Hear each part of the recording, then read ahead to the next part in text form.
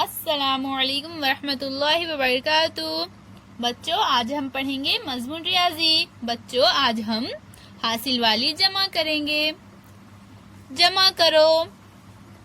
तो यहाँ पर हमें ये पहला सवाल दिया गया है। बच्चों, ये हमें खड़ी तरतीब में दिया गया है। तो यहाँ पर हमें कौन से दो अदद दिए गए हैं बच्चों? 25 और 7। ये दो अदद दिए गए हैं, हमें इनकी जमा करना है। तो बच्चों, यहाँ पर 25 के इकाई में क्या है? 5 और दहाई में 2 है, और 7 के इकाई में 7। तो अब हम इनकी जमा करेंगे। तो सबसे पहले हम इकाई के अददों की जमा करेंगे। 5 में 7 जमा करेंगे। तो 5 में 7 जमा करें तो कितने होंगे बच्चों? 12। तो हम यहाँ पर क्या करेंगे बच्चों? 12 के 2 लिखेंगे और यहाँ ऊपर हासिल का 1 लिखेंगे। अब हम 2 में ये हासिल का 1 जमा करेंगे तो कितने हो गए बच्चों? 3। तो यहाँ पर हम 3 लिख देंगे। इसी तरह से हम इस मिसाल को भी हल करेंगे। तो यहाँ पर हमें कौन से दो अदद दिए गए हैं बच्चों?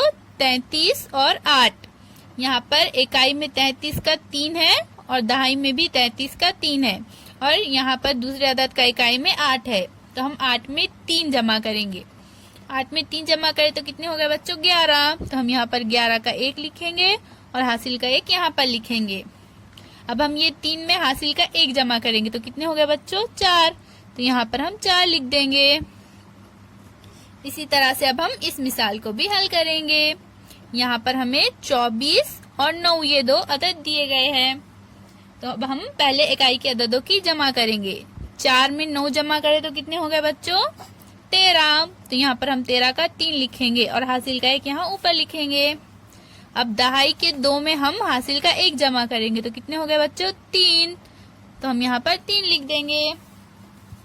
इसी तरह से बच्चों, यहाँ पर हमें ये कुछ सवालात दिए गए हैं। इस तरह से ही बच्चों इन सवालात को भी आप हल कीजिए। इन सवालात को आप अपनी कॉपी में लिखिए बच्चों और इन्हें हल कीजिए, और इसकी फोटो हमें व्हाट्सएप पर भेजिए। चलिए बच्चों, अब हम देखते हैं हमारा अगला सवाल क्या है। जमा करो। तो यहाँ पर भी हमें जमा करना है बच्चों, लेकिन यहाँ पर हमें आड़ी तरतीब में अदद दिए गए हैं। हमें इन अददों को खड़ी तरतीब में लिखना है और इनकी जमा करना है। तो यहाँ पर हमें कौन से दो अदद दिए गए हैं बच्चों? 26 और 17। तो ये कौन सी तरतीब में दिए गए हैं? आड़ी तरतीब। तो हम इन्हें इस तरह से खड़ी तरतीब में लिखेंगे। तो ये 26 को हम पहले इस तरह से लिखेंगे। 26 का इकाई का में 6 और दहाई में 2। 17 इकाई में 7 और दहाई में 1। अब हम इनकी जमा करेंगे। 7 में 6 जमा करेंगे तो कितने होंगे बच्चों? 7 में 6 जमा करें तो 13 होंगे। तो हम यहाँ पर 13 का 3 लिखेंगे और यहाँ पर हासिल का 1। अब 2 में 1 जमा करेंगे तो कितने हो गए? 3। अब हम 3 में ये हासिल का 1 जमा करेंगे तो कितने हो गए बच्चों? 4। तो यहाँ पर हम 4 लिख देंगे। अब इस तरह से हम इस मिसाल को भी हल करेंगे बच्चों। तो यहाँ पर हमें कौन से दो अदद दिए गए हैं? 34 और 18। तो हम इकाई में 34 का 4 लिखेंगे और दहाई में 3, और यहाँ पर इकाई में 18 का 8 लिखेंगे और दहाई में 1। हमें इनकी जमा करना है और जमा की अलामत हमें यहाँ पर पहले से दी गई है। तो अब हम इकाई के अददों की जमा करेंगे।